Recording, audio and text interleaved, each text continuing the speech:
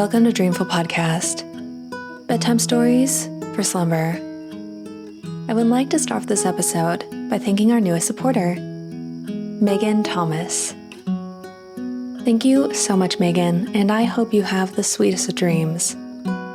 If you'd like to be just like Megan and gain access to subscriber-only episodes while receiving a shout-out, visit dreamfulstories.com and on the support page find a link to become a Buzzsprout supporter or subscribe via Supercast if you listen on Spotify. You can also subscribe on Apple Podcasts, but I can't see your name, so I'm unfortunately unable to do a shout-out. Sorry about that. But your donations go toward things like music licensing, equipment, and of course, paying my beautiful, amazing editor, Katie. This is the third episode in the Myths of Egypt series, where we meet the god who shaped the Egyptian vision of life beyond death, the one who crossed into the shadow realm, who weighs the hearts of the dead, and offers the promise of renewal. This is the story of Osiris, fallen king, judge of souls. So, snuggle up in your blankets and have sweet dreams.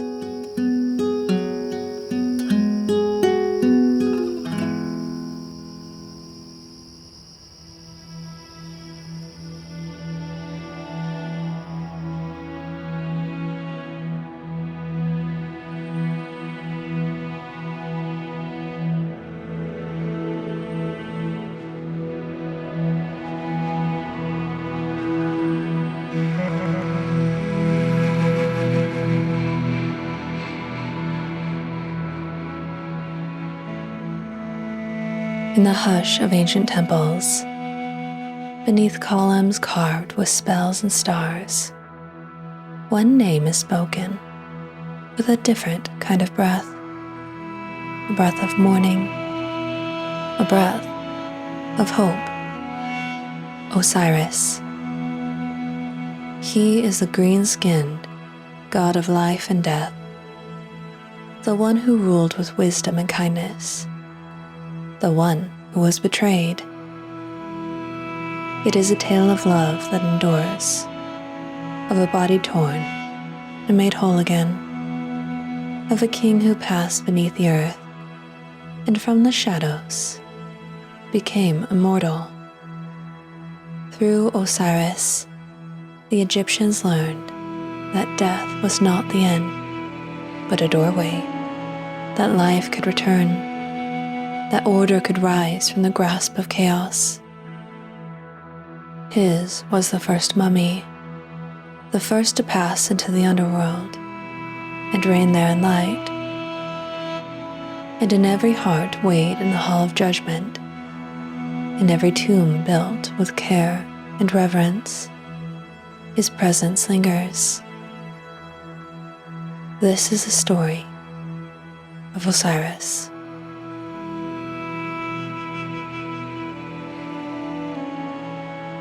Before he ruled the underworld, before the shadow of betrayal fell across his path, Osiris walked beneath the sun, a king among mortals.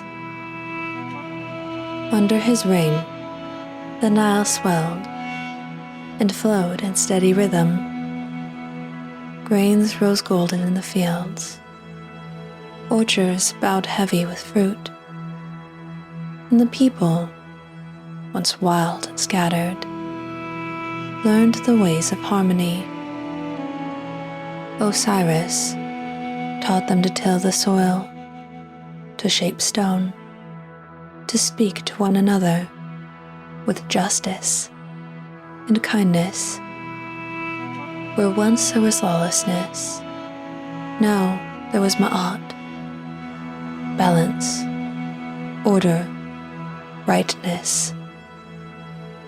He ruled by wisdom, by the gentle weight of his presence. It was said that wherever he passed, life itself quickened. The river shimmered, birds took flight, papyrus whispered at his feet. His queen Isis stood at his side, brilliant of mind and fierce of heart.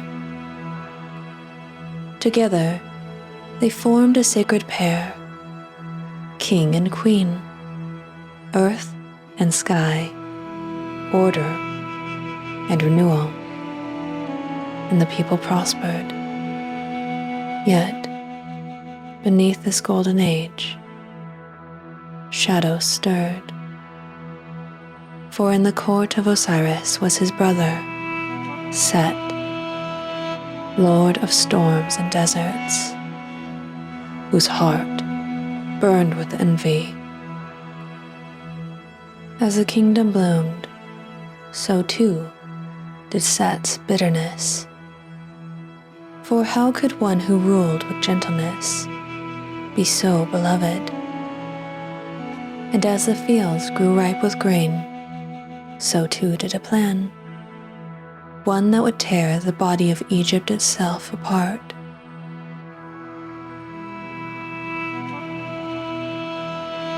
Set watched his brother with a gaze sharp as flint. Each smile, each cheer of the people, a stone laid upon the altar of his rage.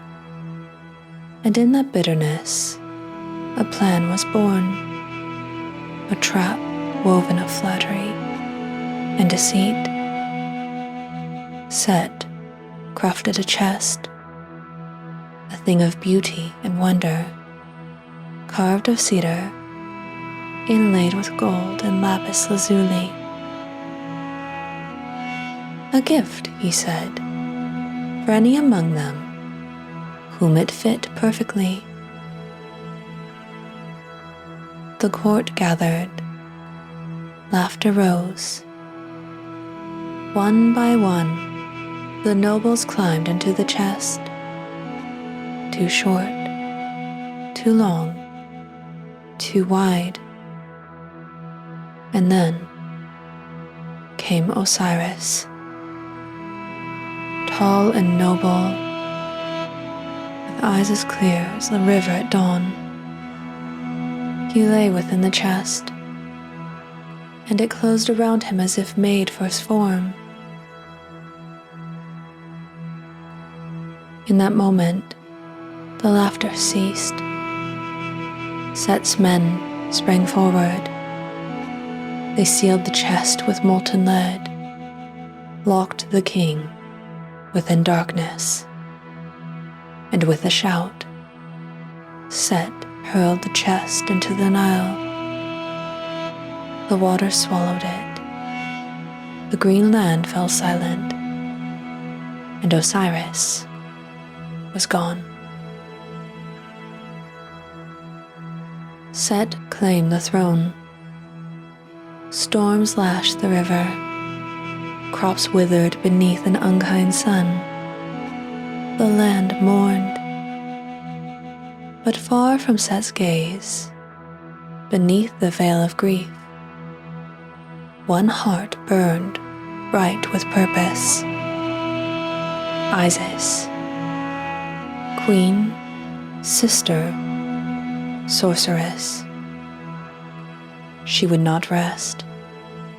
She would not yield.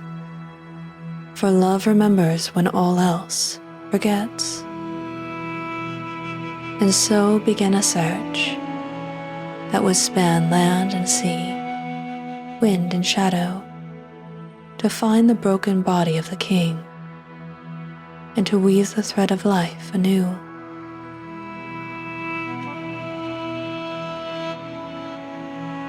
Isis wandered the river's edge, her tears falling like pearls upon the earth.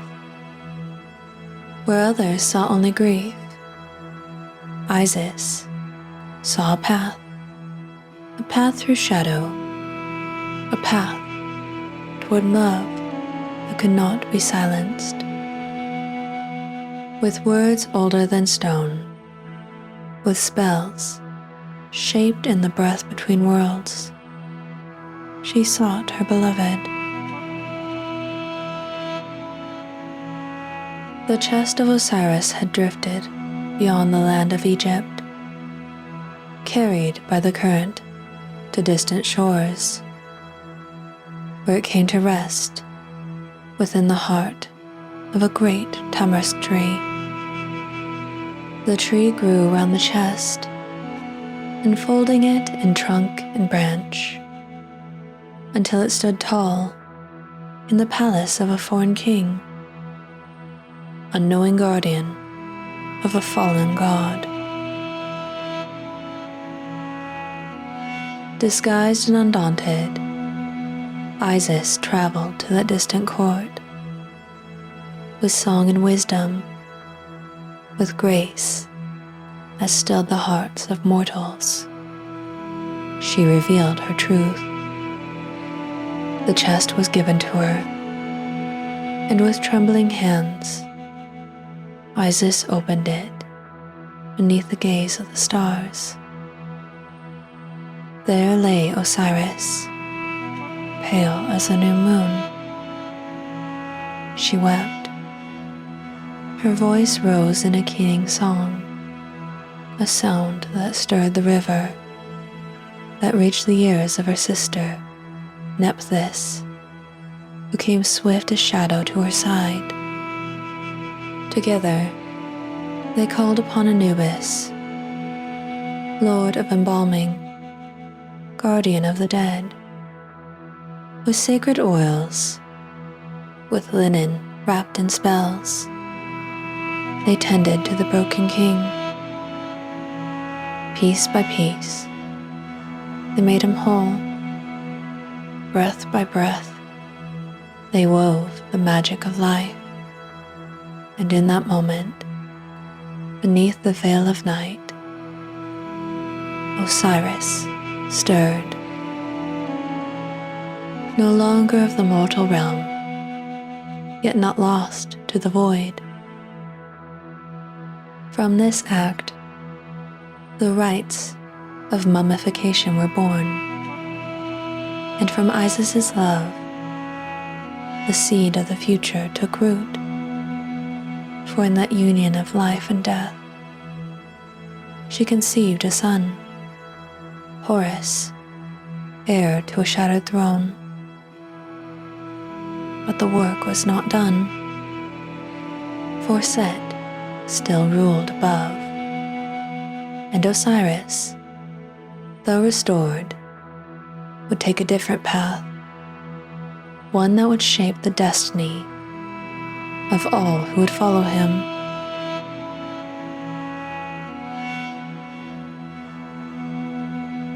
In the world above, the river mourned.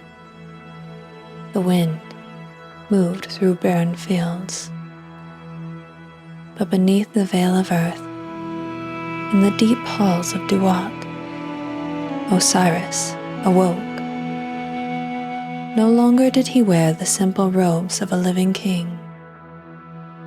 Now he was clothed in linen kissed with sacred oils, wrapped in the white folds of eternity. His skin was now a strange shade of green, the color of the first shoot, rising from fertile soil. Upon his brow sat the Atef crown, flanked by ostrich feathers, tall as the pillars of the sky. In his hands, he held the crook and flail, symbols not of dominion through force, but of guidance, of care, of the eternal harvest. Behind him rose a great throne of obsidian and gold, carved with the stars of the hidden sky. Around him stood the gods of the underworld, Anubis, Thoth, Ma'at, witnesses to a reign beyond death. For Osiris had crossed the final threshold. In doing so, he became the first of the justified, the one who would show the way to those who followed. In the Hall of Two Truths, beneath the vaulted ceilings, painted with the night sky. The scales awaited. Upon them, the heart of each soul was placed, balanced against the feather of Ma'at, the light of cosmic order. Osiris watched from his throne as a sovereign of justice. His gaze was steady as stone, his breath the hush of the earth. If the heart was true, if it carried no weight of falsehood or cruelty, the soul would be welcomed into the fields of reeds, a land of gentle rivers and endless green. If the heart was found wanting, it would be devoured by Amit, the eater of souls, cast into silence. Through this rite, Osiris gave the people hope. To live rightly was to prepare the soul for this journey. And so, in every tomb, his image was painted.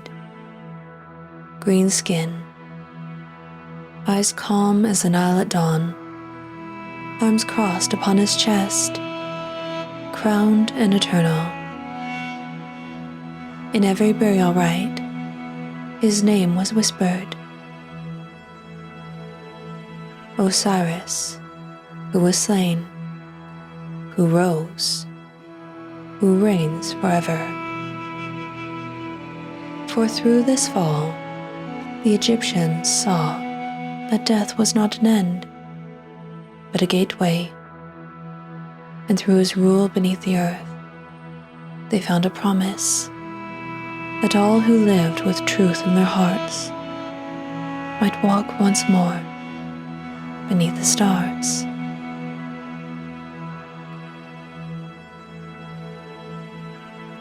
The name Osiris held profound meaning in ancient Egypt. In his royal tombs, in sacred texts, in quiet prayers for the dead, his story shaped how Egyptians understood life, death, and what might lie beyond.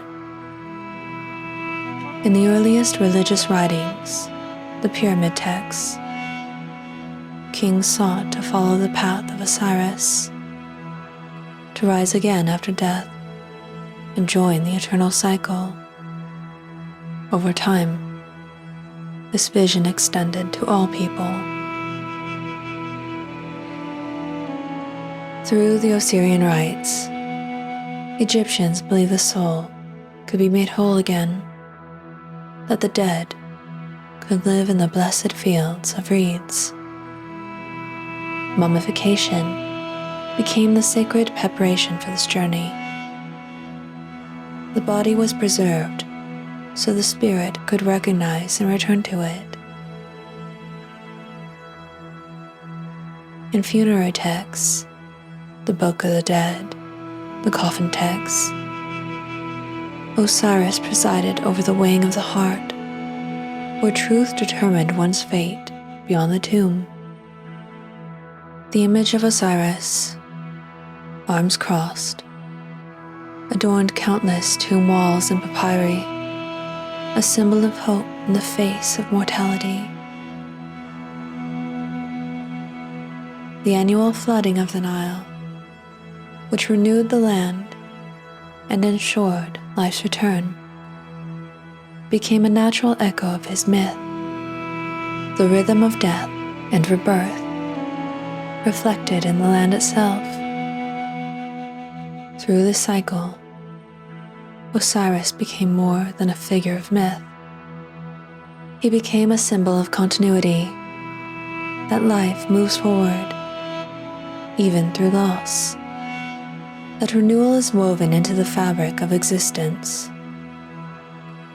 In this way, the legacy of Osiris endured, written in prayers, painted in sacred spaces, carried in the hearts of those who look beyond the setting sun.